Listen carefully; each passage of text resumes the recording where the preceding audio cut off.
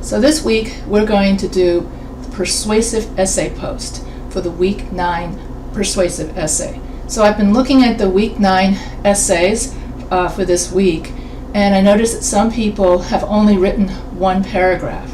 So you would need to write at least 3 to 5 paragraphs for your week 9 forum. So how are you doing this week? I'm doing good. So I was just telling the studio audience that they need to write 3 to 5 paragraphs for their for your essay for this week's week 9 post. So that in other words, every essay has an introduction, has a at least one body paragraph, and then a conclusion. And so but ideally I want 5 paragraphs, because every essay has that introduction, has the body paragraphs back up your thesis, and then your conclusion paragraph wraps up what you're going to say. So far one student did that, and she just came on the Zoom call. So how are you doing, Sarah? Good. Apparently my video is blacking out, but I can still hear you and see you. Okay, all right. So today I'm going to go over different kinds of persuasive essays. And in other words, there's more than one kind of persuasive essay, and it overlaps with other essay types, such as research proposal, problem solution essay, which my other school is doing, and that sort of thing. So I'll go over and also how to find credible evidence, and how to write a counter-argument and rebuttal paragraph, and the difference between a persuasive essay and an argumentative essay. It's pretty much the same thing, but there is that slight difference. So I will go over that this week, and let me share my screen, and let me find the correct one, and it should have been already done at this one. Should have already had it sent, and slideshow from beginning. There you go. So what is a persuasive essay? And so week 9 forum, so that means in previous classes. So when you cite APA, so you want to cite any number, anything with numbers. When we cite APA, we cite anything with numbers, like statistics, percentages, dollars and cents, dates. And we also cite historical information, medical information, financial information, and uncommon knowledge. We also cite paraphrase. So even if we put it into our own words, we also have to cite the source. Just today I was reading the newspaper, and some scientist is getting sued because he plagiarized part of his scientific paper. Can you imagine your name splashed on the newspaper, being sued because you didn't properly use your APA or whatever? So you don't want everybody to know that you plagiarized. So that, of course, if you get caught plagiarizing in the real world, you get sued. So that's not good. So you always want to be good with your APA. So make sure when you write your persuasive essay post that you have 3 to 5 paragraphs for a fully developed essay. Place your thesis as the last sentence of the first paragraph. Your thesis needs to have 3 reasons, which become your body paragraphs. Use APA in-text citation once per paragraph to make your post more credible. Make sure your reference citation is not missing any parts. Don't just put in the web address. And then you have until Sunday to peer review each other's papers to reinforce your knowledge of the 5-paragraph essay structure. And avoid simply saying, I agree or I disagree on someone's topic. And so your APA in-text citation should be less than 3 to 5 lines. If your in-text citation is more than 3 lines, then you need to create a block citation. A block citation means that here you have your paragraph, then you have to indent within the paragraph even more in order to have your block citation. And your block citation will also be single-spaced and will not need quotation marks. So this is if you have longer than 3 lines APA in-text citation. So I tell students you use a block citation only when absolutely necessary. I prefer, or most teachers prefer, that your in-text citation be less than 3 lines so that it fits within the flow of your paragraph.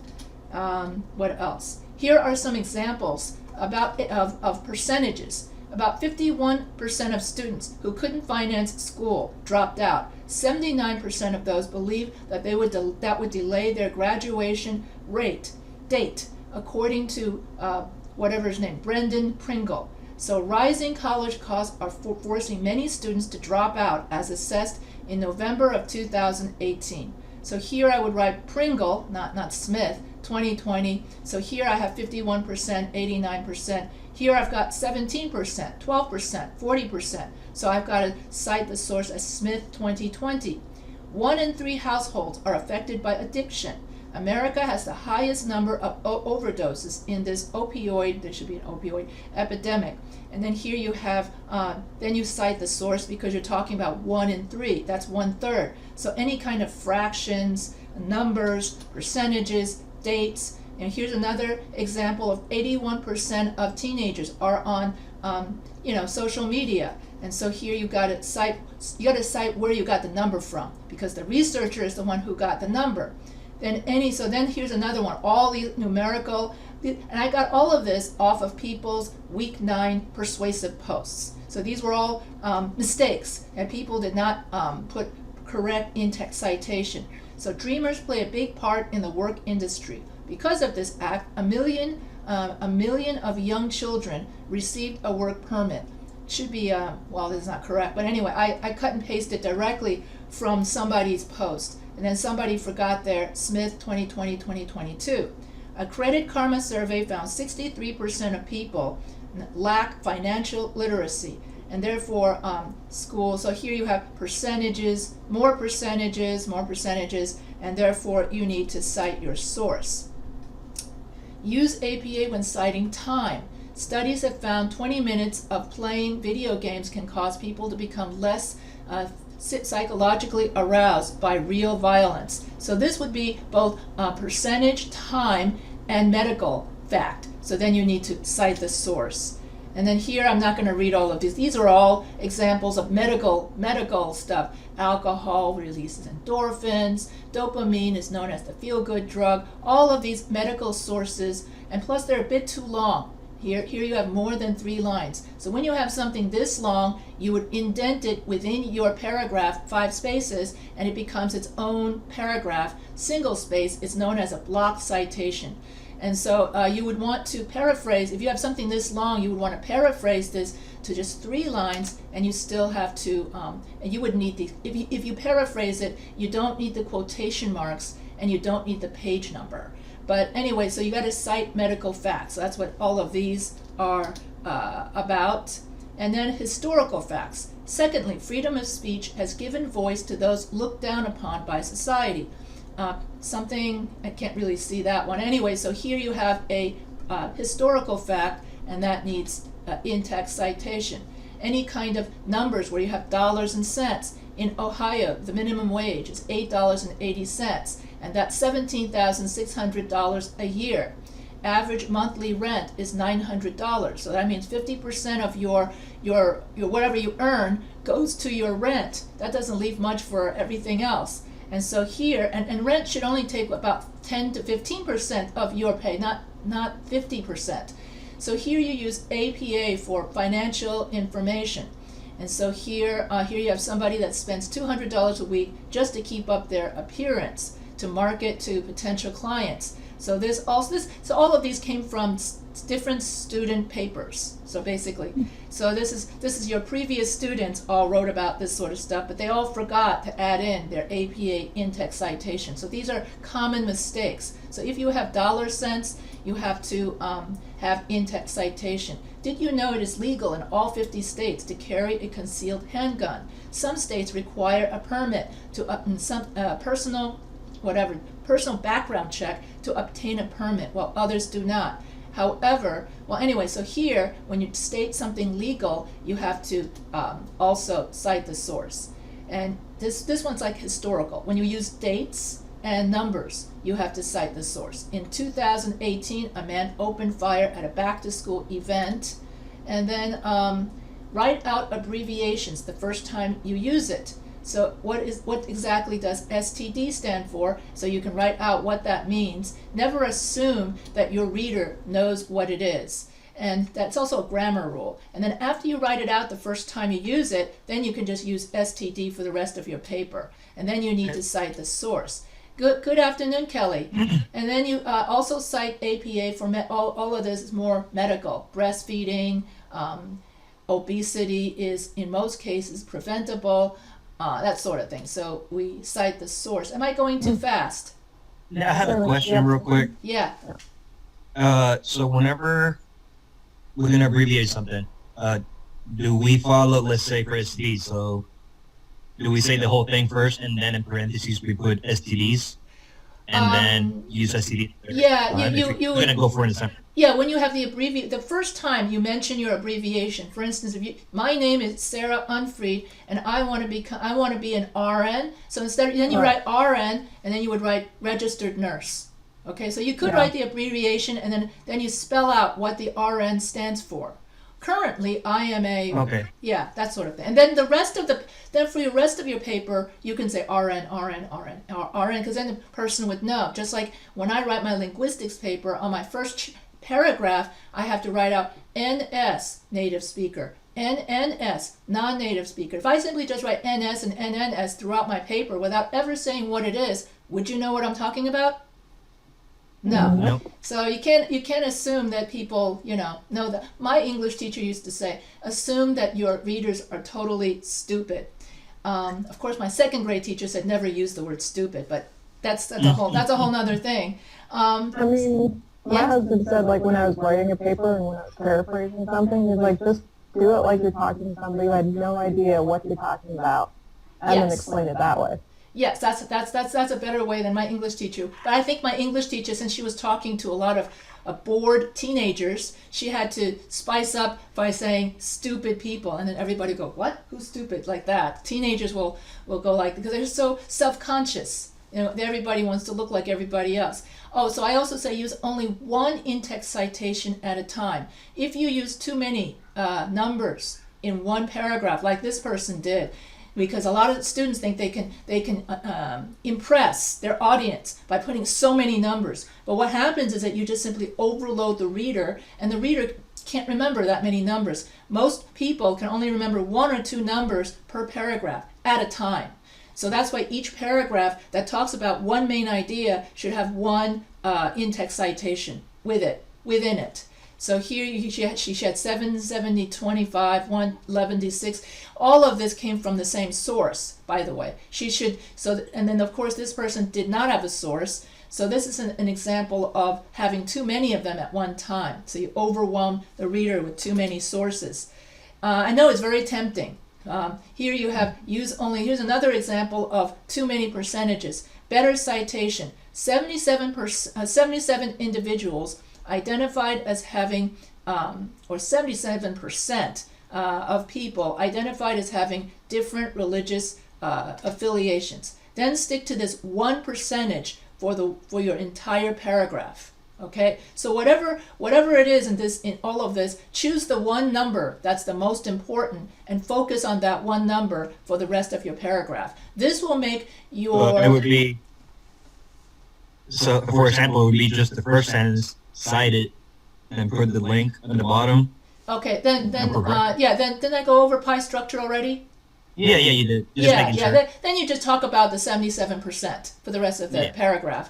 Because that's all the human brain. The human brain is so limited. They cannot, if you go 77% of the 500 to the 220, people are going to go like this. They're just going to glaze out and not even pay attention. So that's just the way the human brain can only take in so much, and then it will just automatically, you don't even realize it. When you're writing it though, the writer will get so into it. Oh, I got to put in this number. Oh, I got to put in that number.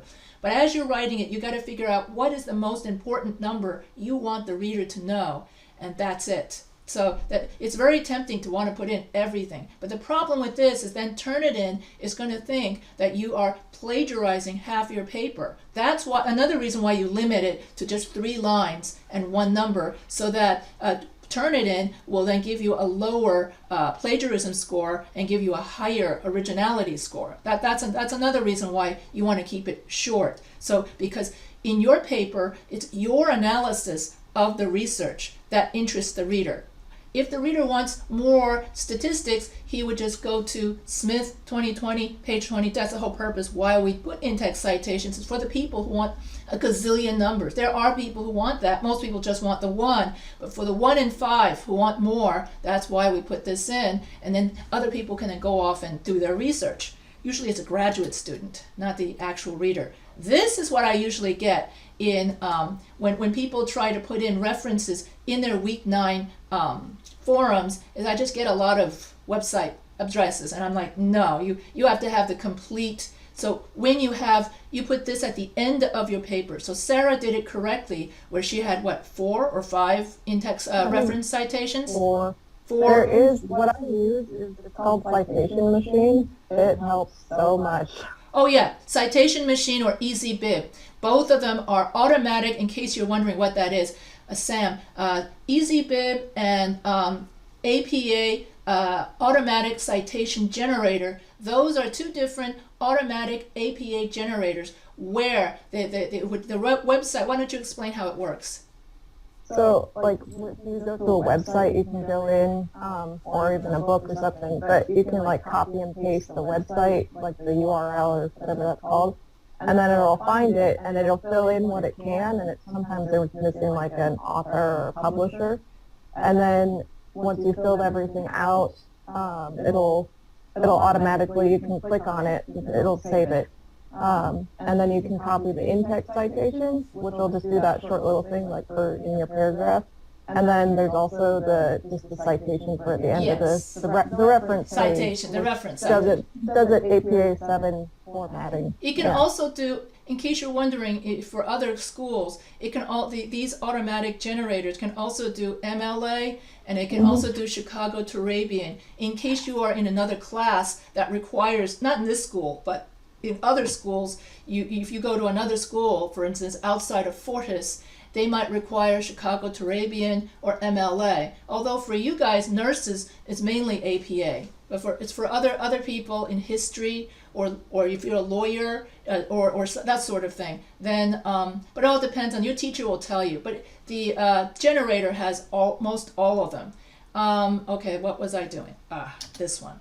And so here, getting your way. Finally, we're going to talk about, so learning to get your way. So if you learn how to write a really good persuasive essay, you can get your way. In order to have a valid argument, you have to have ethos, pathos, and logos. Ethos means, did anybody learn this already? No. Okay, ethos. Ethos was ethical? Yeah. Yes. Appeal to credibility, ethical, written by an expert. What about pathos? Is it like, I don't want to say, not passion, but something like something close to that, like your feelings more. Appeal to emotion. Excellent. Yeah. And what's logos?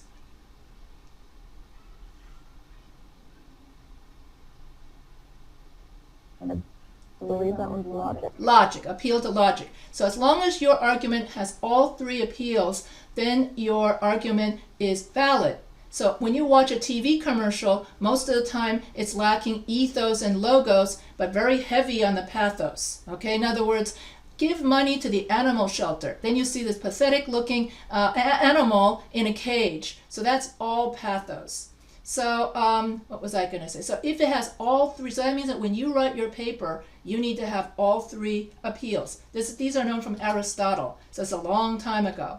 So everything you see around you has, for persuasive, is persuasive. Now some English teachers say that if you can learn how to write a good persuasive argumentative essay, then you can have a voice in addressing social justice issues. So that gives you a voice to, if there's a societal problem, such as racism or something. This is known as advocacy writing. And so advocacy writing for nurses, in your cases, you could write about the best treatment for such and such a disease, or the best I think I did this already, okay, advocacy writing, as I mentioned in a previous lecture. In other words, you use your medical expertise to write articles to advocate for healthcare causes, such as Medicare for all, or getting people to wear masks during a pandemic. This is old.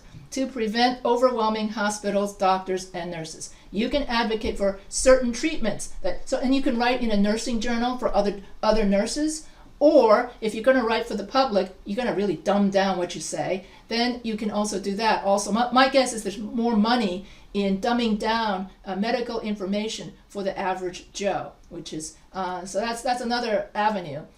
What do they call it? A side gig. And you can advise new nurses, better practices for other nurses to follow. You can write advocacy articles. See nurses.journal, not nursesjournal.org, for many articles written by nurses like yourself.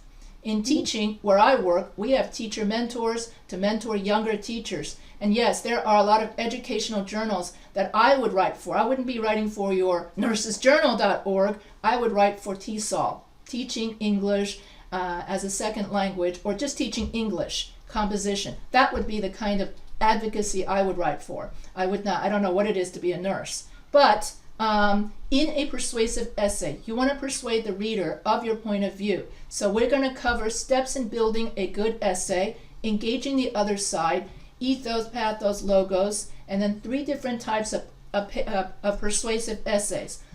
Position paper means that you state your position. That's type 1.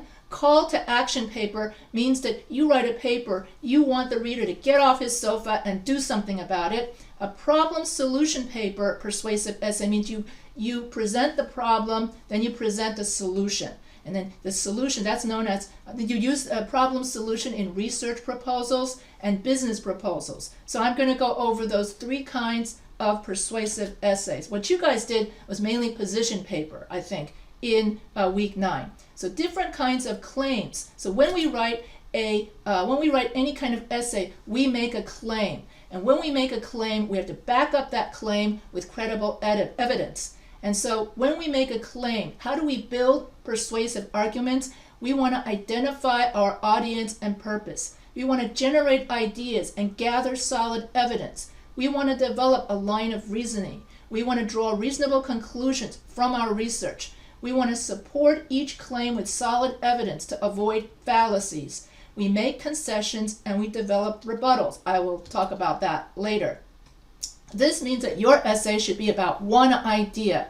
An argument is a chain of ideas used to support a claim. This means being able to write a clear thesis statement, topic, opinion, reasons, and that the reader can then be able to draw conclusions from your research. And so making and qualifying claims. So you need to make a debatable statement that the reader can agree or disagree upon. And this claim becomes your thesis statement, a strong claim has the following traits. It's clearly arguable, it is defendable, it is responsible, it is understandable, it is interesting. So a bad thesis statement would be, every human being needs to drink water to stay alive. Now, is that debatable? No, that's common knowledge. That's common knowledge. So that is not clearly arguable, and so therefore that would not make a good claim. Most people need 8 hours of sleep. Yes, but some people need 5 hours, some people need 4 hours. Okay, that one squeaks on by as being not clearly arguable, but somewhat arguable, but you could use it. Okay, so you want to, when you make a claim or a thesis statement, it has to be something that I can agree on or disagree on. Whereas everyone needs water is something everyone agrees on, so that's like, okay, what's the point of writing an essay about it? Okay, so you want to distinguish, so a claim or thesis is a conclusion drawn from logical thought and reliable evidence. A fact is a statement that can be checked for accuracy. An opinion is a personal held taste or attitude.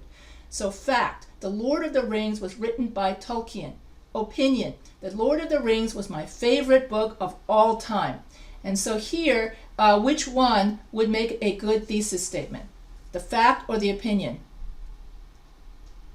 The opinion. The opinion, yes. Because the fact is similar to we all need water to survive. So the opinion is what you want to use. And so The Lord of the Rings was my favorite movie series of all time because reason 1, reason 2, reason 3. I just had a student just a minute ago ask me, can I have personal opinions in my essay? And then I had to think, yes, you can have your personal opinions, but you have to back it up by research. If you can't back it up by credible sources, then that personal opinion gets thrown out. And then you got to read research to reformulate your opinion based on research.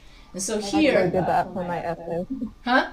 Yeah, you I did. did that for my essay. One of my things, I was like, it was an opinion, and then I was researching. I was like, well, that's actually not true.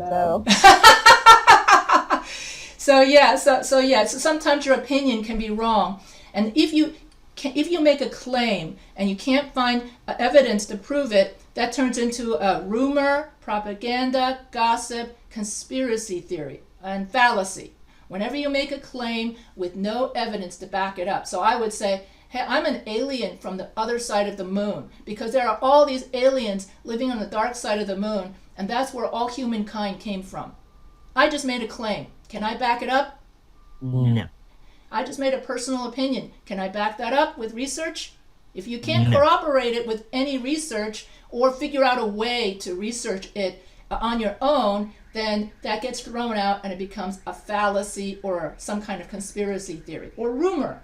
So here, a good for a thesis statement: the character, plot, and dialogue of Lord of the Rings makes it a great movie. So this could be your because. That's another way of writing a thesis statement. Not all the thesis statements have to be a topic, opinion, and because. All right, you could also write it like this. There are many different ways to actually write a thesis statement, which I never got around to teaching in this class because people have such a hard time just holding on to topic, opinion, and reasons. So TOR. So that's why. But this is another way of doing it. And so there are three different kinds of claims. You have a claim of truth that states that something is or is not true. And so as a writer, you want the reader to accept your claim as trustworthy. So here, climate change, is it or is it not a hoax? And then you would say, climate change is a hoax because. So that would be a claim of truth. Although there are some people who don't. But so this is debatable. That's why this makes it a great topic. A claim of value states that something does or does not have worth. Is it worth it to get a college education? So that's also debatable. Claim of policy states that something ought or not to be done. Should we or should we not have gun control? Gun control is necessary because, now my newspaper recently said that Democrats tend to think gun control is necessary and Republicans tend to think it's not necessary because they want to go out and shoot their animals and for food and stuff like that. So you got three kinds of claims. In other words, these are three different kinds of thesis statements. You could have a claim of truth, a claim of value, or a claim of policy. Well, that's the three ways in which you can make a claim within your thesis statement, or three kinds of main ideas, or three kinds of, and here I go into a claim of truth is a fact that tells the truth about the topic. A claim of truth states that something is true. The Arctic ice cap will begin to disappear by 2050. In 12 years, if we cannot control climate, we will destroy our environment. The cholesterol in eggs is not as dangerous as previously stated. Women are just as smart and capable as men. Avoid statements that are obviously true or impossible to support or research, like my Martian example.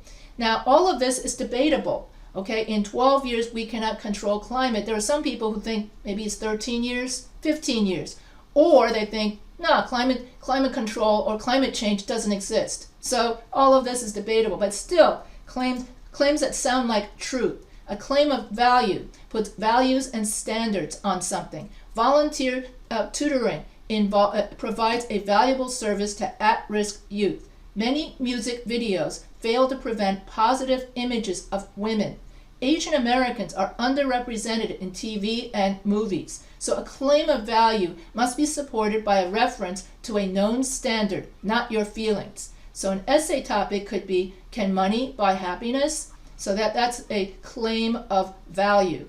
And then you have a claim of policy. This is the most common that you're going to see in procon.org are examples of claim of policy. A claim of policy states that something ought or ought not be done. Special taxes should be placed on gas-guzzling SUVs. Marijuana should be legalized in all 50 states. The George Floyd bill needs to be passed for police reform. Now so all of these are Debatable. Roe versus Wade should be made the law of the land in the Supreme Court. Boy, is this an old PowerPoint. Claims of policy. Which one of these is completely out of date by now that I need to fix?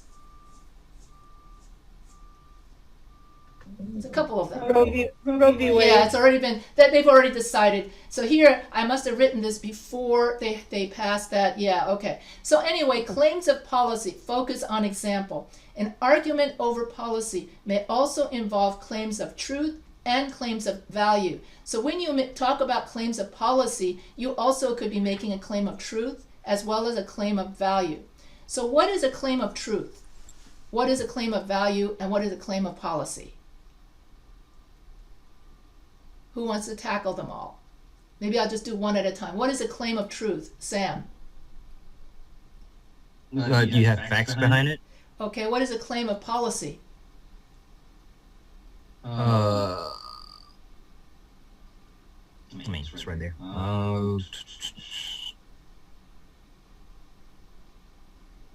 I see.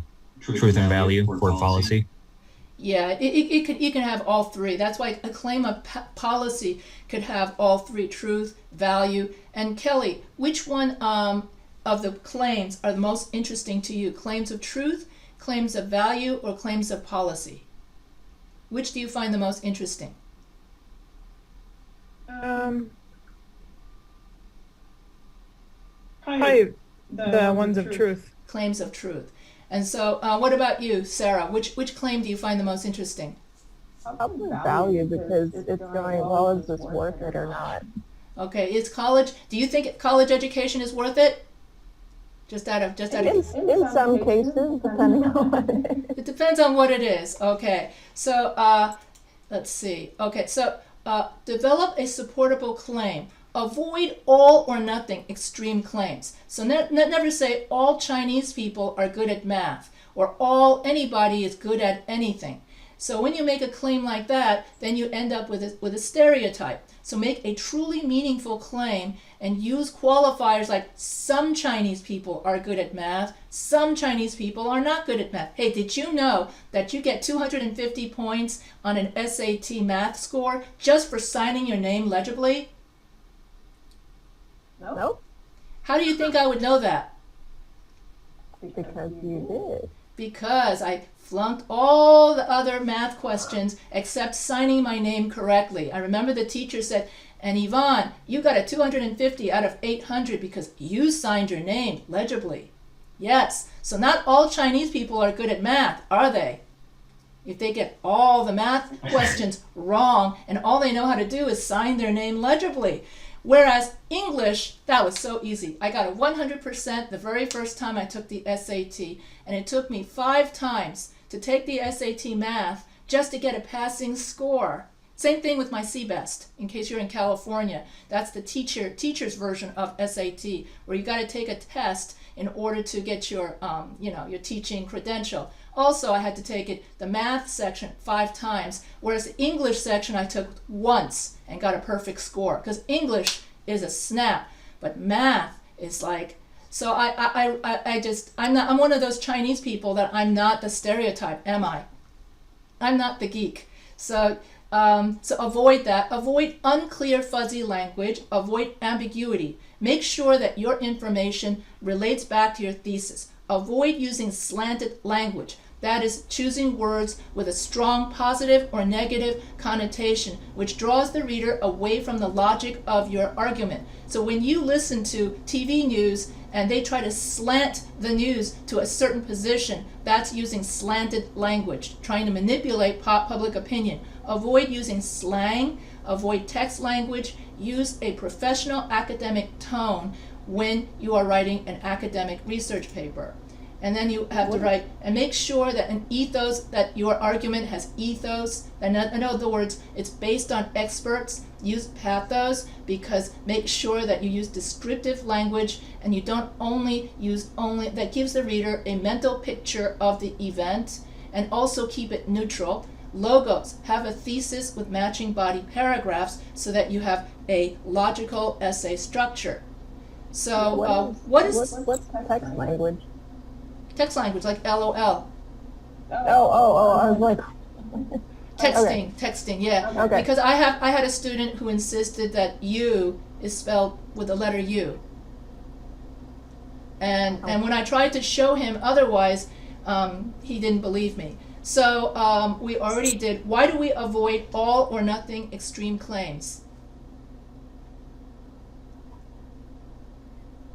Because it might not be true, Might not or it might not apply to everybody. might not be. It's a stereotype. Yes, you can't say all blank are criminals or all blank are, because you can't read the minds of everybody, can you? Unless you're God, okay? But you so all blank, and I definitely prove the fact that I'm not the stereotype of math, and I seem to wear that with a badge of honor for some reason.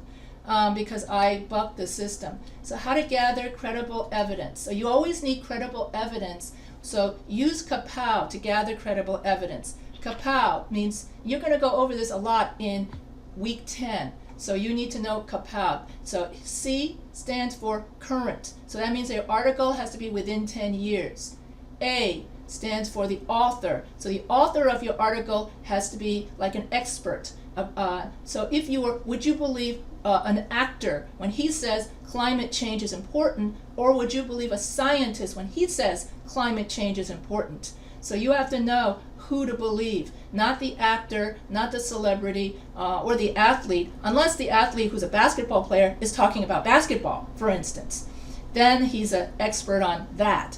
P, it stands for purpose. You have to make sure that the article is not an ad or an advertisement, because every time somebody makes an advertisement, they extort or they exaggerate the truth so you would buy their product. So it's not to be believed. O stands for objectivity. That means that you talk about both sides of an issue. You don't just cherry pick your facts just to slant it to a certain audience. And W stands for writing style, meaning that it's professional. In other words, no spelling mistakes, no grammar mistakes, people don't ramble, and that sort of thing. And it has a clear, logical, in other words, appeal to logos. And so use peer-reviewed articles from Google Scholar or from your online library. Avoid using Wikipedia because it lacks in-text citations, and anybody can upload anything to Wikipedia. So gather statistics, and the other kinds of credible evidence are statistics, tests and experiments, graphics, analogies, expert testimony, analyses, and predictions. And so I'll go over all of that in a second. And then go for quality and variety, not for quantity. Use pie structure so that you have one in-text citation per paragraph. Make sure your evidence is accurate, complete, concrete, relevant, current, authoritative, and appealing. And do not drown your reader with too many quotes. Avoid cherry picking your facts, because then you end up with half-truths. Focus on the issue, not the person. So for example, when someone says, don't vote for my candidate because my candidate is very stupid, or my candidate lacks energy, then you know not to listen to that person, because that's known as the ad hominem fallacy. When someone focuses on attacking the other person, instead you focus on someone who says, my position on immigration is, that sort of thing. So you focus on the issues. Avoid all or nothing false dilemma fallacies. Do you know what a false dilemma fallacy is? Or do I have to go back? No. Oh. False dilemma fallacy. It's something that you've stated that's it's like gossip. It's your own opinion, but it's not actually true. Yeah, it's like a It's drama. your It's opinion. like what a drama queen says. You either do this, or I'm going to divorce you. Or if you don't do this, the whole earth, or whatever it is, everything's going to collapse and the sky will fall down on you. That is a false dilemma. When you create a situation, emergency situation that doesn't exist. So something like that, yeah. So other kinds of evidence, observations, as scientists or doctors use observations to make a diagnosis. Statistics, using statistics to back up your claim. Tests and experiments, tests to prove a hypothesis. Analogy, making valid comparisons between several aspects of a topic. Expert testimony, basing your facts or on experts. Using case studies to prove. So examples would mean using case studies based on other people, not based on your own experience. This is a common mistake among students, is when they write their research papers, they tend to write about their experiences or your own experience. That's good for creative writing, but in academic writing, we want to use experiences of other people from your research, known as case studies. So we avoid using personal experiences in our research papers. Does that make sense? Yeah? Okay. Yeah. So analysis, finding patterns of behavior to make connections to back up your claim. This is why I tell people to use third-person case and get used to writing about, and I allow people to write about themselves in third-person case simply to get people to learn how to write third-person case. But in a real research paper, you have to avoid yourself, completely, except for by. You have your name in the byline, and the name of the article, and then the name of by Professor H, by Yvonne Ho. So how do we gather credible evidence? What is the importance of credible evidence? And what are examples of credible evidence? Who wants to volunteer this one? I mean, credible evidence is people that done research or experiments and they back it up with it. Okay. Like they, whatever. Yeah. And and what does CAPAO stand for? It stands for current, author, purpose, objectivity, and writing style. Very good. Have you guys used CAPAO for credible sources in the past? No. Not yet. specifically, but I've used like those kind of ideas to structure my paper. I just haven't used the POW. There's also CRAP, same thing, and ethos, logos, and pathos all overlap with CAPAO. They all overlap because they're all gauging the same thing, the validity of an argument. Okay, so why must and what happens if we make a claim without credible evidence? Kelly? It's just a false claim. You have to be able to cite where you got that from. Right. Otherwise, if I say I come from Mars, then it's just off the top of my head. Then it becomes rumor, propaganda, gossip, conspiracy theory, and all the rest of that and fallacies. And so you want to avoid all of that in your paper. Okay. So claims without proof become fake news. Okay, that's what I just said. Fake news, gossip, rumor, and propaganda. So gossip. Did you know Linda is going out with a math teacher who's also going out with someone else? Okay, and it turned out that that wasn't the case, and he got kicked out of the school. The teacher, that is, got kicked out of the school on a bad rumor. This actually happened my first job. And then, of course, I was abducted by aliens. Okay, that's another one can you back that up? All Nope. Asians are infected with COVID-19 because they have slanty eyes. Nope, that's Yeah, that's like all inclusive, whatever. And what does slanty eyes have to do with COVID-19? Nothing. And I've already, President Xi of China is God on earth, and everyone must worship him as God or go to jail. That's propaganda.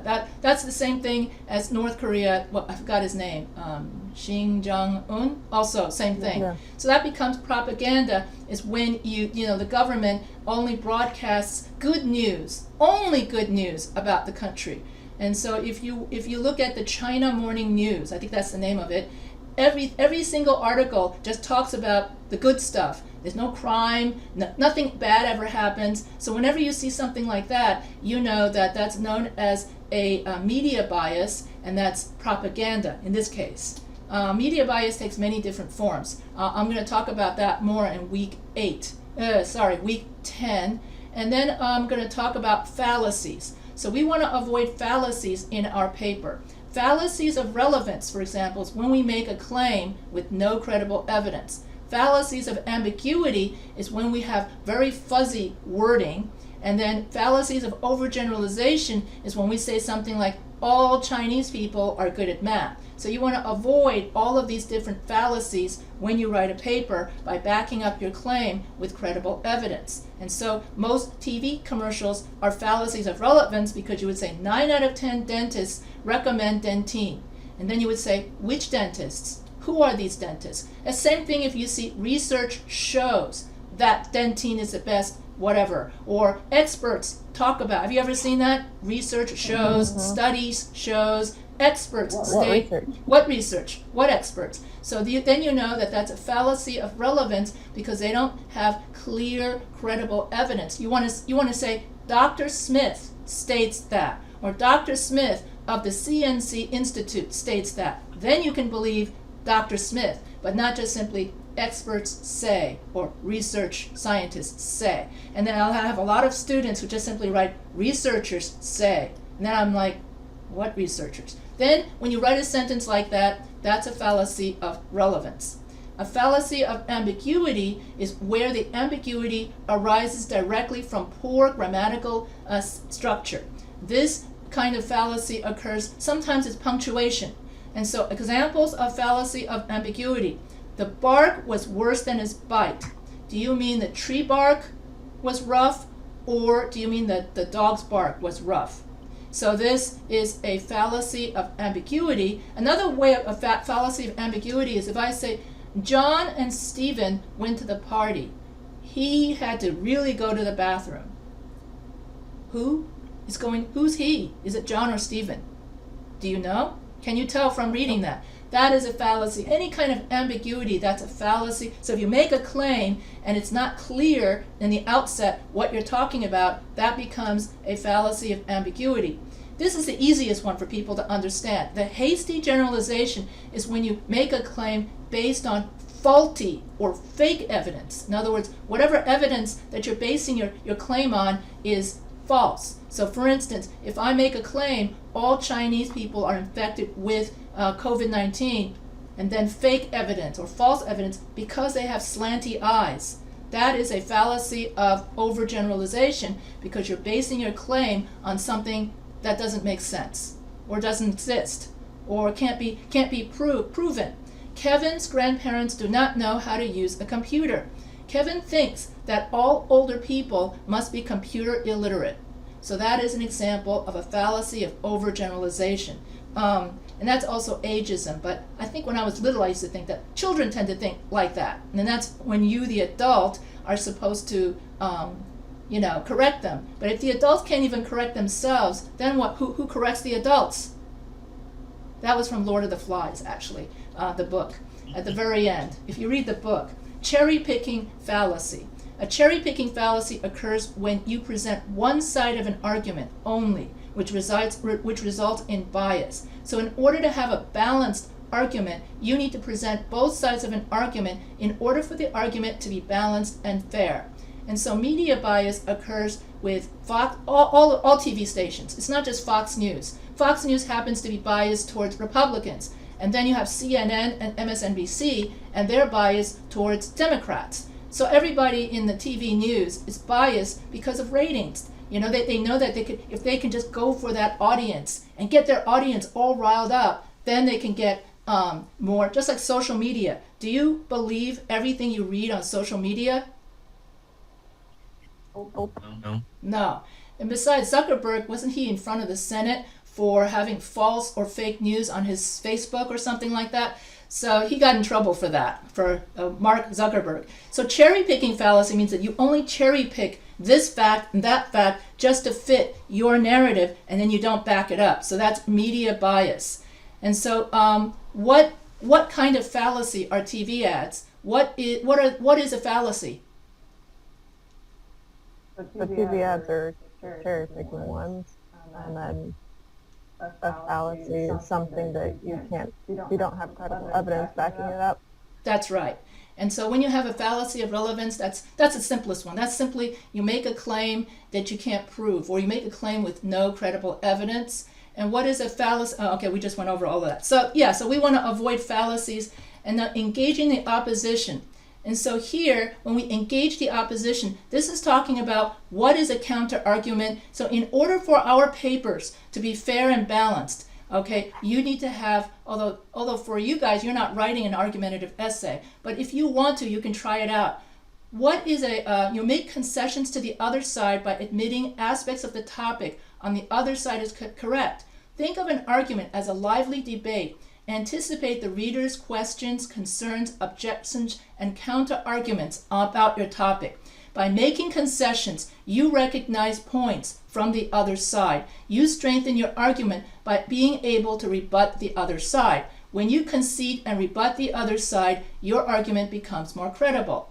And so that's engaging the other side. You could also, how to make concessions. So the first kind of counter, basically, when we write a counter-argument paragraph, we want to talk about what the other side is saying. Then when we write the rebuttal paragraph, then we rebut what the other side is saying. So an example of a counter-argument paragraph would be, a lot of people think that smoking is very glamorous, that smoking makes you look more adult. And then you write your rebuttal, but the evidence states the contrary. In reality, smoking causes lung cancer, throat cancer, and stomach cancer. So therefore, when you have a counter-argument paragraph, then you rebut it with your argument. Then you make your argument sound better. And so when we write a persuasive, that's known as an argumentative paper. When we write a persuasive essay, we only state reason 1, reason 2, reason 3, our point of view. And then when we write an argumentative essay, we add in the counter-argument and we add in the rebuttal paragraph into the 5-paragraph essay structure, and you end up with 7 paragraphs instead of 5. And so that is the difference between an argumentative and a persuasive essay, because the argumentative essay bothers to go to the other side and rebut it. Do you understand that? So if I were to say gun control, so on the other side of gun control, you would say something like the counter argument. Many people think that guns are okay as long as someone is trained to use it, or guns are used for sports, to shoot animals in order for you to eat it, or that sort of thing. It's a sport.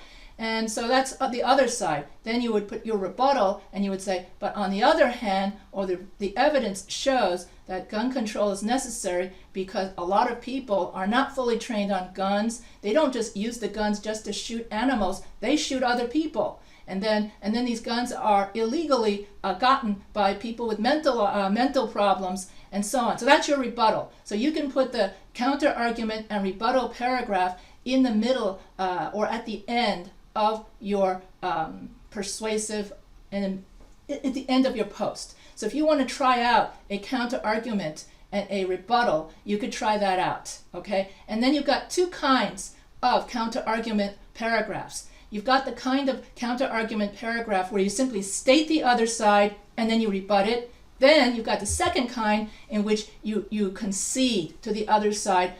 On the other side, for example, with Obama said that just like Republicans, we want to have a united country. We want to have a good economy. We want the world to see the United States as strong. However, the Democrats, the Republicans are wrong because we have another vision for the country. Something like that. So you do concede a little bit and you actually say, well, the Republicans are actually right about some things, but then whereas the first kind, you just simply state, oh, well, some people think that smoking is good, but I think smoking is bad. Okay, so when you concede to the other side a little bit, that's known as a Rogerian argument. I'm going way above what you need to know for your week 9 post. Just so that you would know how to do it, okay? And so you could tell that a lot of this I do teach at my other school. They have to know this because they actually take 2 writing classes. This is the second one. You're only doing the persuasive because that's the first. You're the very basic one. But this school doesn't have a second writing class, so I'm smashing my English Composition 1 and English Composition 2. That's about 16 weeks. All together in one PowerPoint. Does that make sense? That's why it's so much, you see. So anyway, when you make a concession, you would say, admittedly, the other side is correct because, however, and then you would, so these are all the ways in which you would concede to the other side. So that's 2 ways of doing it. You either argue directly, that's known as a Toulmin argument, or you concede. That's known as a Rogerian argument. So I am smashing English 1 and English 2 together. So that's why you're going, like that. So as a Republican, I concede that the January 6th riot was wild and disruptive. However, I rebut that the people who stormed the Capitol were patriots demanding Trump to be the rightful president of the United States. So here you have an example of a Republican who actually, at least at the time this was written, that Republicans were conceding that the January 6th riots were wild and disruptive. However, I was just watching TV the other day, and that's not the case anymore. So this also needs to be rewritten.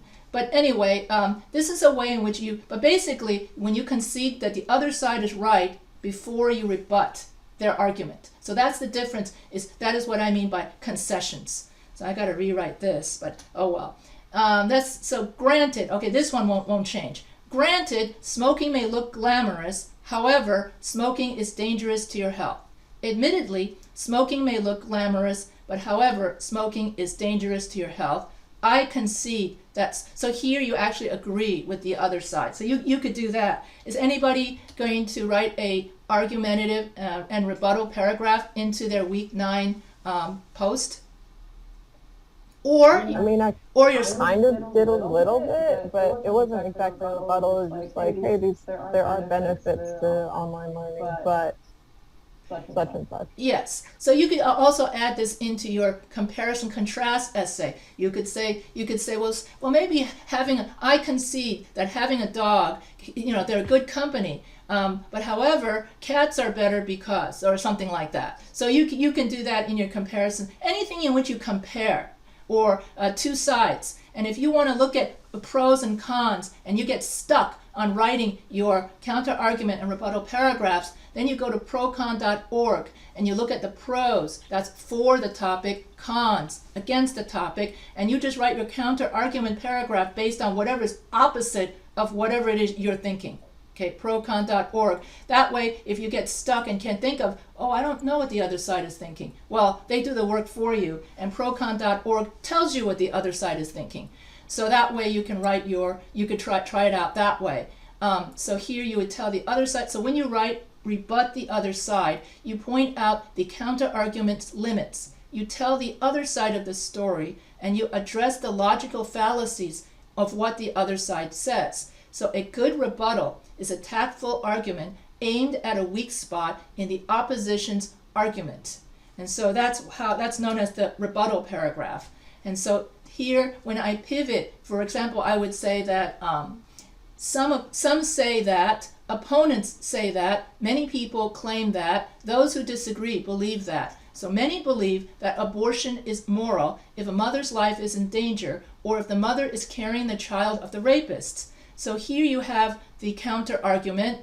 However, and then now I'm pivoting to my rebuttal. I believe abortion is immoral because abortion is a sin against God, since each baby and each fetus and each new life is a gift from heaven and from God.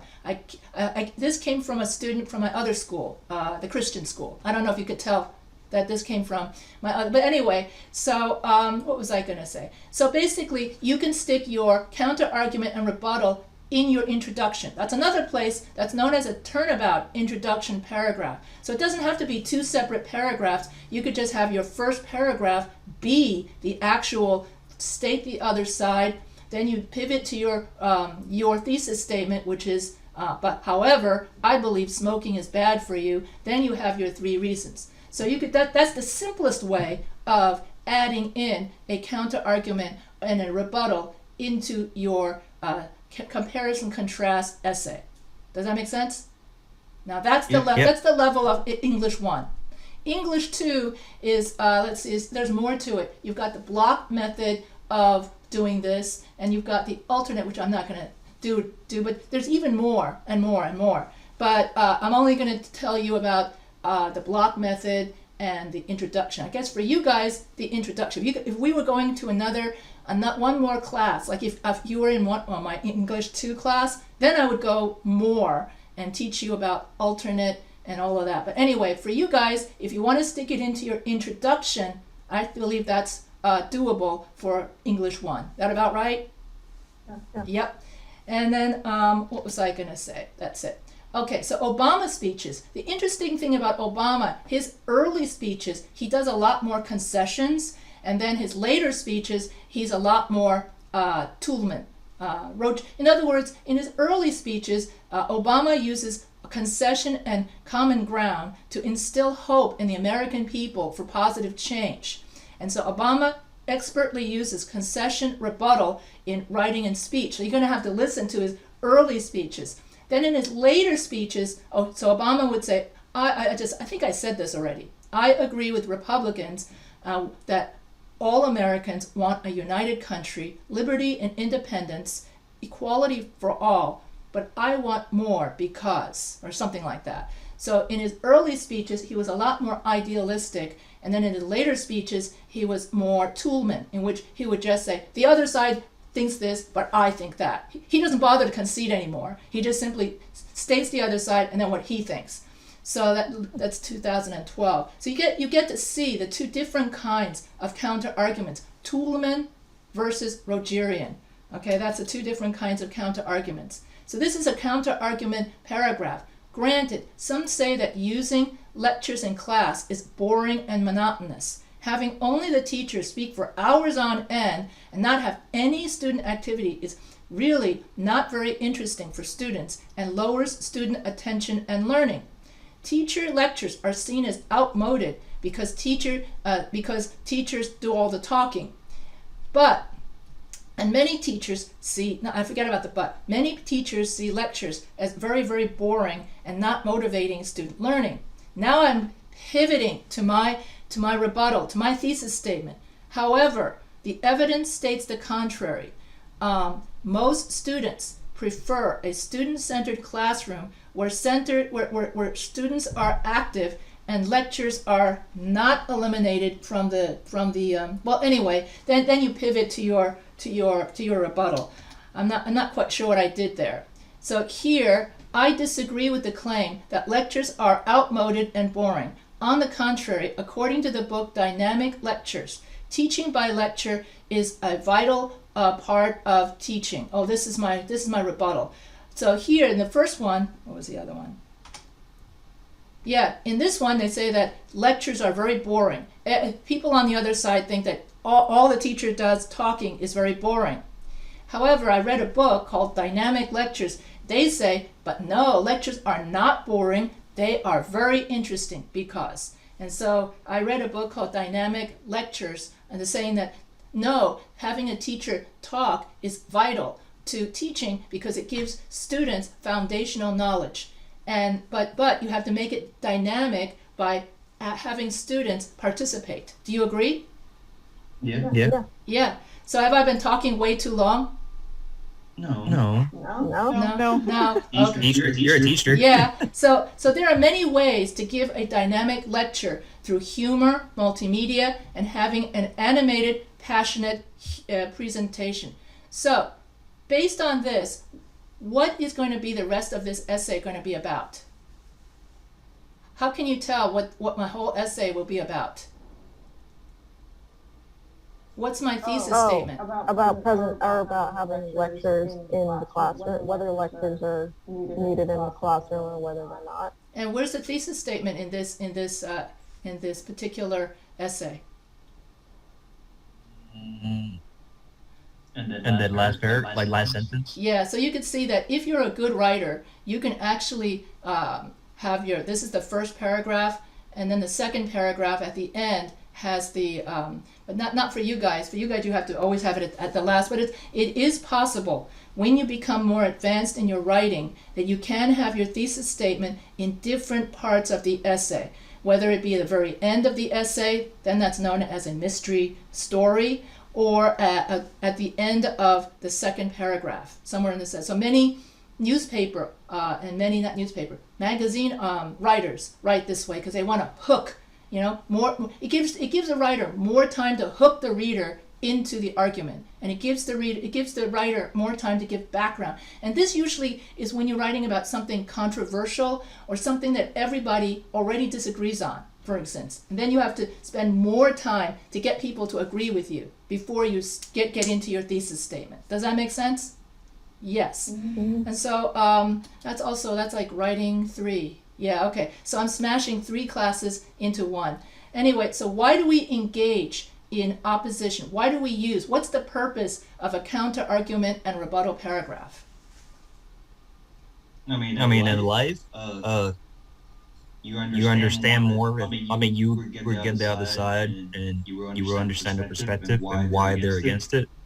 And what is a counter-argument paragraph? What is its function? It's to show the other side's argument or their thoughts on what you're writing about. Correct. Or the opposite of what your opinion is. Yes, correct. And what is a rebuttal paragraph? You respond to the previous paragraph? Yes, you respond to the weaknesses in the argument or logic of the other side's argument. And how are counter-argument and rebuttal used in court cases? Usually you can see this on TV, as in Law and Order. How they use it there? Yeah. I mean, they use it to like build upon what they said, but on their side. Right. Yeah, It's usually like somebody gives their evidence and then they give the evidence from the other side and say, hey, yours is inaccurate or something like that. right. Usually it's in the closing statements. It becomes even most obvious. So when the defense says, my client is innocent because, it was an accident. He didn't mean to do it, and he has a mental disorder, whatever. And then the other side would say, oh, well, a murder is a murder, regardless of the motive. So you've got the two sides, and so the prosecutor will rebut the two of them are constantly rebutting each other. That's called a cross-examination. In other words, if one side says one thing, Mr. Murdoch, I think he was in the news recently for having murdered his wife and son, I think, recently. Anyway, he was all over the news, and then the cross-examiner said, well, and I don't remember what he said, but he cross-examined the person to make that person look guilty, or to take away the person's credibility, saying, well, you've lied before. How do we know you're not lying again? And that sort of thing. So that just destroyed. And in the end, Murdoch was the verdict was guilty, because people were thinking once a liar, always a liar. It was proven that he was a liar. So how do you know that everything else he says after that can be the truth? You see. So that's how he lost his shirt. Anyway, so that's basically the I was surprised. I thought he would get off. Anyway, so use appropriate appeals, ethos to build credibility, logos make logical appeals, pathos appeal to emotion, and then use persuasive. So pathos to make the world better, appeal to values and social obligations. Do something good for someone or for recognition, self-fulfillment, status, and appreciation. Being part of a group. So these are different ways in which you can appeal to the emotions of the reader. You could say to the reader, well, if you buy my product, I give for each sock that you buy, I'm going to give a free sock to the homeless people. So you're making the world a better place. So that's appeals, pathos. Do something good for someone, for recognition or status.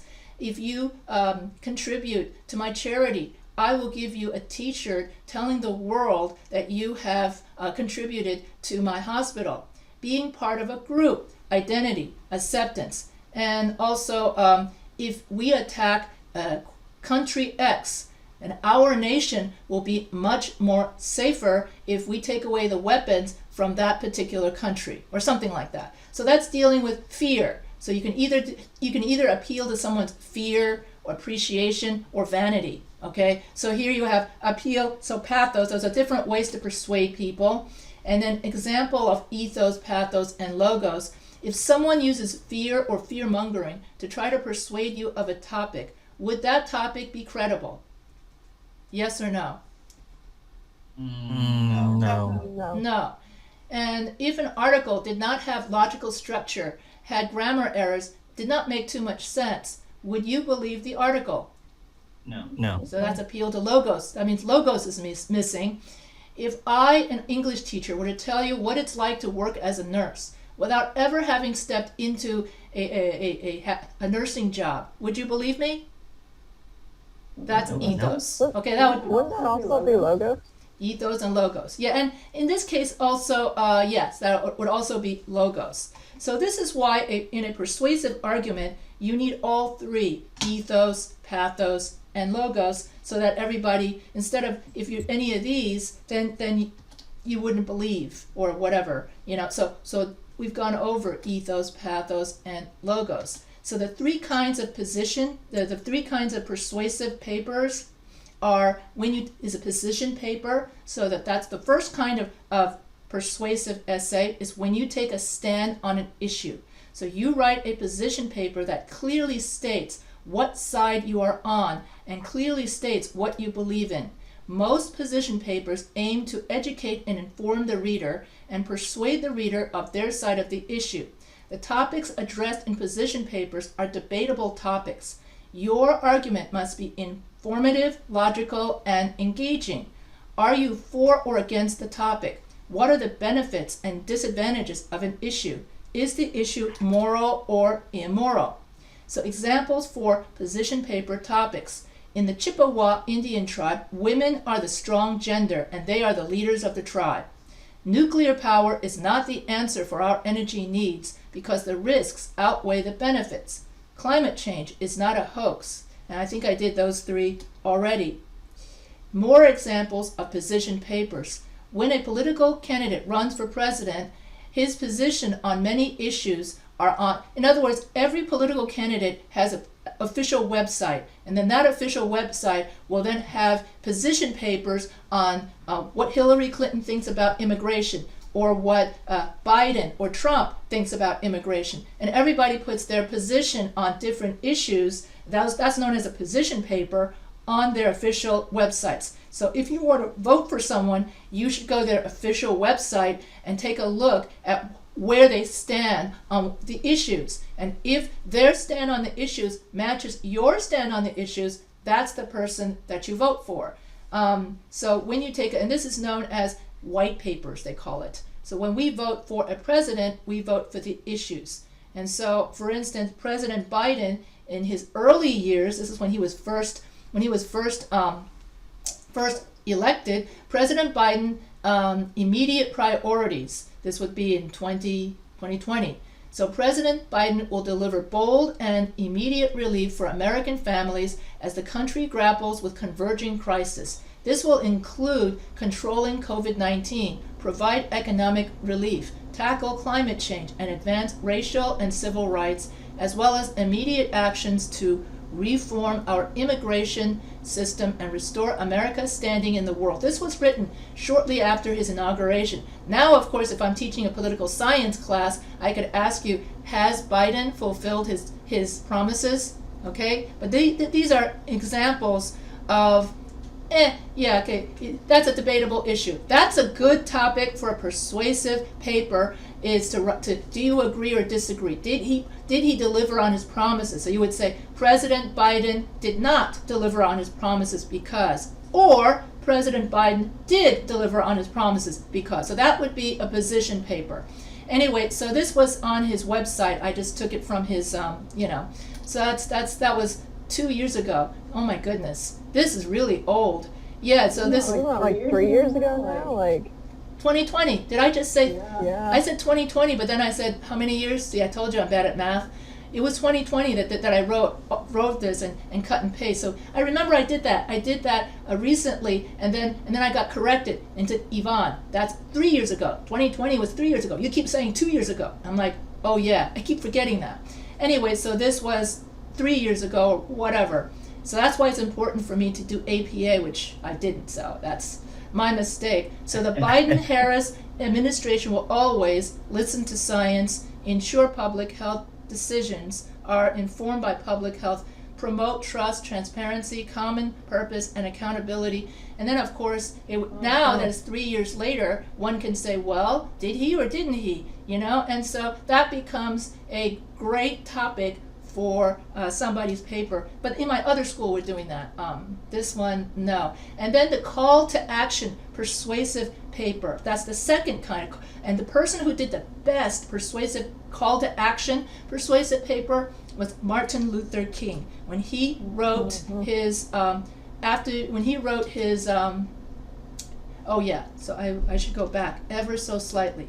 So when you have a call to action, you convince the reader of your point of view, and then you convince the reader to act on it. You don't just simply take a position, but someone gets off the couch and you go off and you demonstrate, hence this picture. So a call to action occurs in newspaper editorials, marketing, business proposals. In other words, in business, you want the reader to go off and buy your product. Okay, or you want the reader to go off and do business with you. So that's a call to action, persuasive. Anything in business is a call. That's why in a business letter, the conclusion paragraph is not a summary paragraph. It's a call to action paragraph. That's what differentiates a business essay versus a academic essay. An academic essay, you summarize in the conclusion, but in business writing, we call to action. So that's a call to, and most business writing falls under the rubric of call to action, persuasive paper. Yes, everything overlaps.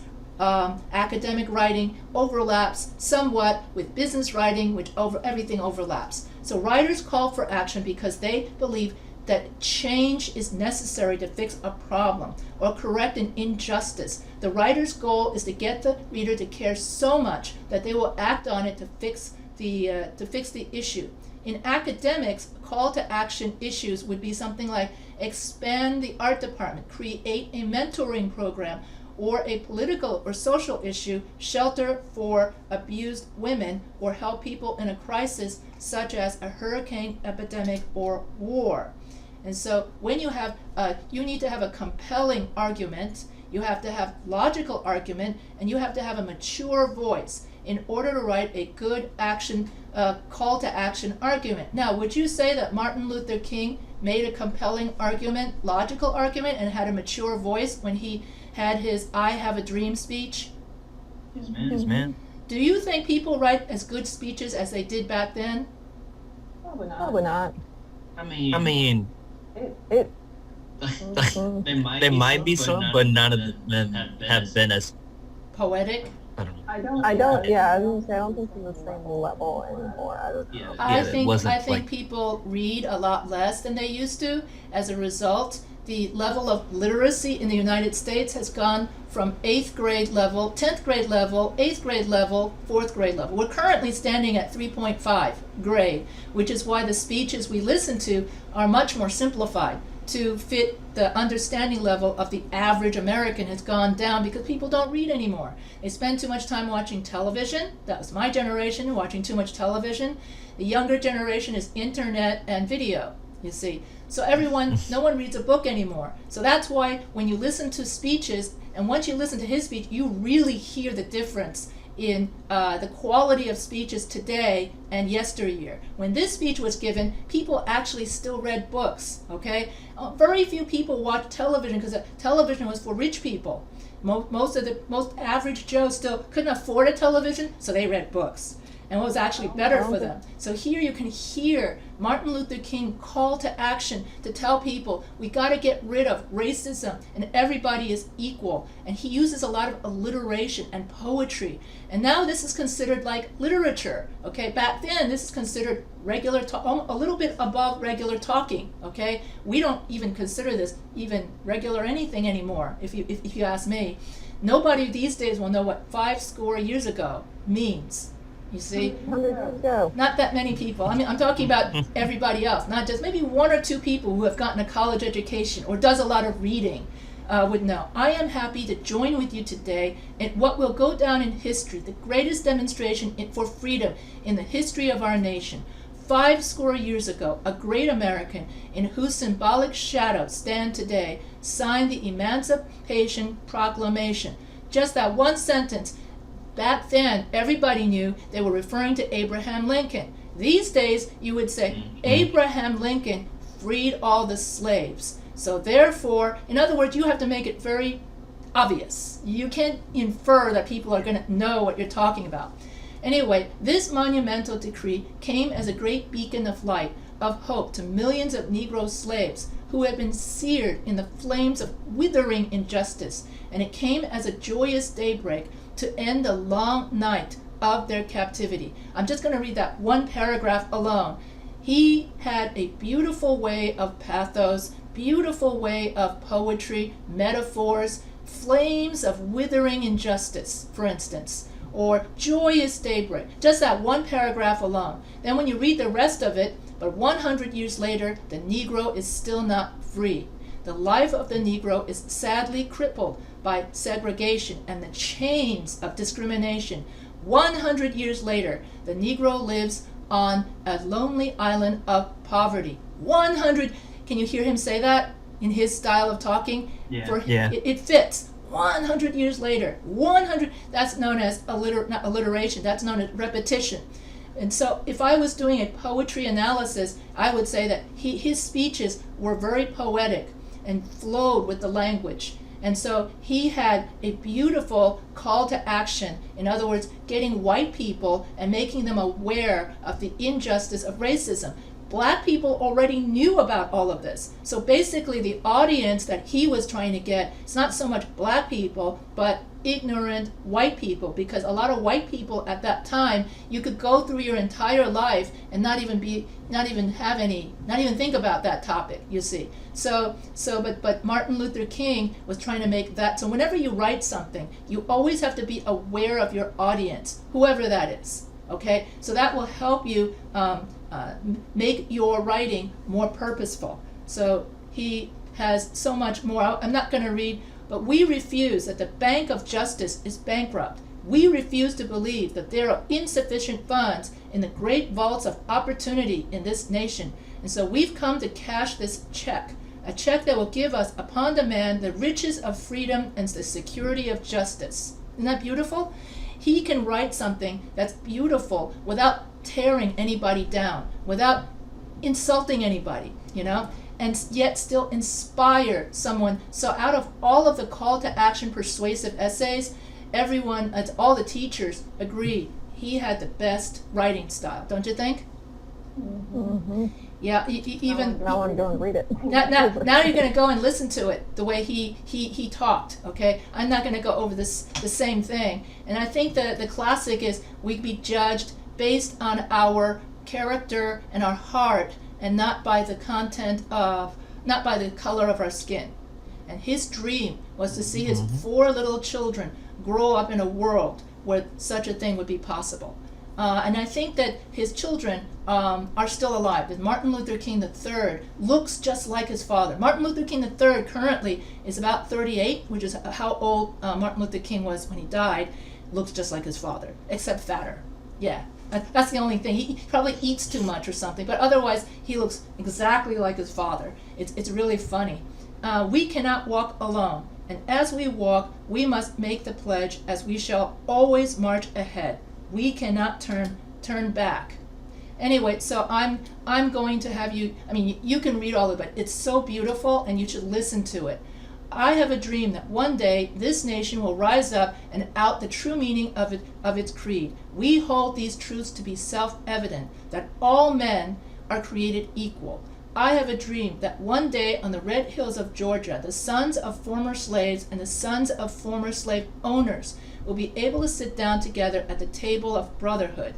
I have a dream that my 4 little children will one day live in a nation where they will not be judged by the color of their skin, but by the content of their character.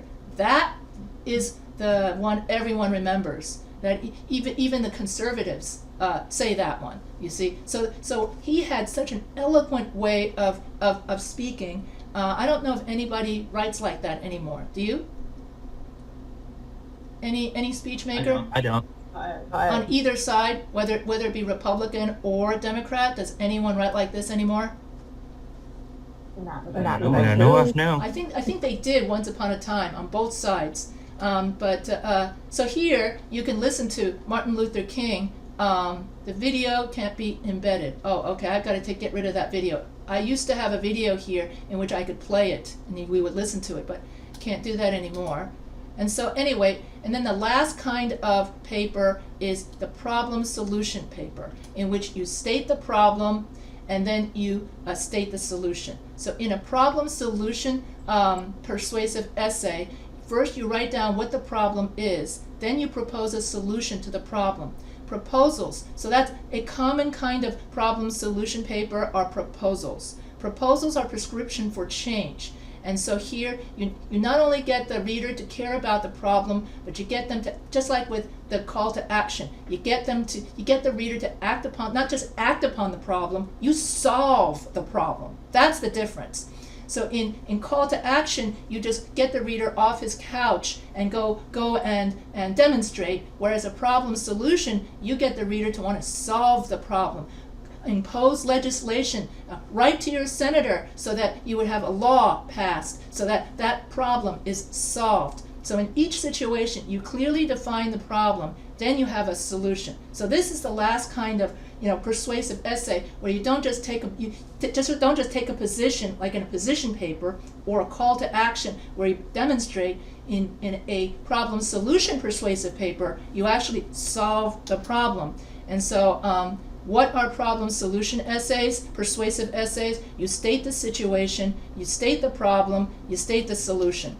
And so here is an example. Consumption of processed and convenience foods and dependence on the car have led to an increase in obesity, a reduction in the fitness level of the adult population. In countries, especially industrialized ones, the number of people who are fat amounts to 1/3 of the population. So we're saying that so that's the problem. The situation and the problem is that in the United States, everyone has gotten bigger. And that even if you're going to make an ambulance, you've got to make the seat bigger. If you're going to make a coffin, you've got to make the coffin bigger. Everything you make for an American, like a bus seat, you've got to make it bigger, because people are on the average like 25 pounds heavier than they were like 25 years ago. That sort of thing, because people eat too much. And so that's the situation. Too many people are fat. That's the problem. And yeah, that's the situation. And that's because it's too much sugar and obesity, and people don't exercise, And so that's the problem. Obesity and poor fitness decrease life expectancy. Overweight people are more likely to have serious illnesses, such as heart disease, which can result in premature death. And it is known that regular exercise can reduce the risk of heart disease and stroke.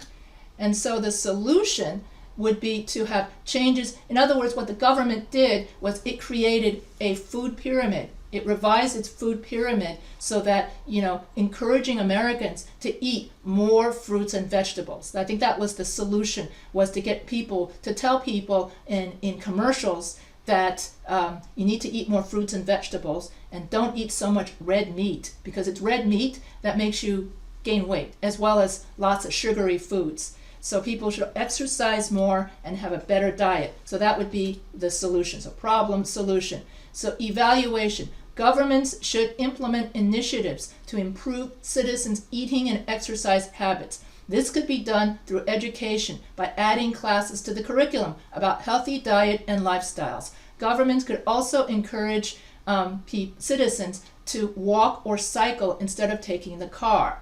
And for instance, by building more cycle lanes, Europe has done this really well. There are parts of Europe where there are no cars and it's just walking.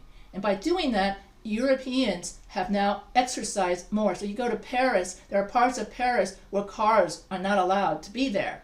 So that's what they did to try to get, and when you look at France, everybody's thin, okay? Germany, not so much. That's when people, I could tell because I went to the different clothes, and boy, are they fat. I think it's just the infrastructure of how the city was built, because has a lot to do with it. if I lived on San Diego, still, I wouldn't walk in San Diego like all the place. Yeah, the younger, this, and then here you have different ways in which you could use a block to write your problem solution paper. You can write all the problem, then write the solution. That's the block method. Or you can write the problem, then the solution. Problem, solution. This is just like a comparison contrast essay. Problem, solution. And then at the end you write an evaluation. So this is similar to what I just gave you. Situation, problem, and then the solution, and then the conclusion was the evaluation. That makes sense? Yeah. So we are getting to the end of this lecture, finally. So you have to have an accurate description, thorough analysis, and a rational argument. And then here are some sample topics. For example, DACA. DACA is very, very debatable. You've got a lot of people who are against it and a lot of people who are for it. This and abortion, I would think, are the topics that people argue over and have a lot of. If you look at the top of procon.org, that's especially when Roe versus Wade was overturned. Oh my goodness. Then all of my students started writing about abortion. I got paper after paper after paper about abortion. And that was about the time when Roe versus Wade just got overturned. And then right after the Parkland shooting, I think, gun control became suddenly the topic for. So whatever is floating around in the news, that's what becomes my. Okay, so here's an example of a problem solution paper. So anti-Asian violence, especially during COVID-19, just went up. People blame Asian Americans for the virus. And so Biden signed into law the anti-Asian, so that's the problem. And then the solution is that Biden signed into law the Anti-Asian Violence Act, making anti-Asian violence a federal hate crime. So we don't just get up and demonstrate about the problem, we actually go out and legislate a solution. So that's the difference between a problem solution paper versus call to action. I don't think the George Floyd one got passed, and that's why all of these issues are very, very debatable, which makes for excellent papers. You want something that's debatable and not humans all need water to survive. That's way too. Here you have climate change, and here you have the problem is the earth is getting warmer. Solution, we need to invest in more sustainable, and even the idea of sustainable energy is debatable, okay? So everything is debatable, and so anything on procon.org is debatable. So, and then they're saying that the wind turbines on the East Coast are causing a lot of whales to die. See, people who are against are saying, and so I mean, even wind turbines are debatable. So everything is debatable. And so that's why it's fun. And it's also fun to write about stuff that's debatable because then everybody gets to argue over something. And so that's what makes it interesting. You don't want to write something too obvious like the 8 hours of sleep. No, everyone needs water, because that's boring. It's boring to write about something everybody already knows about. And so I think this is the last slide.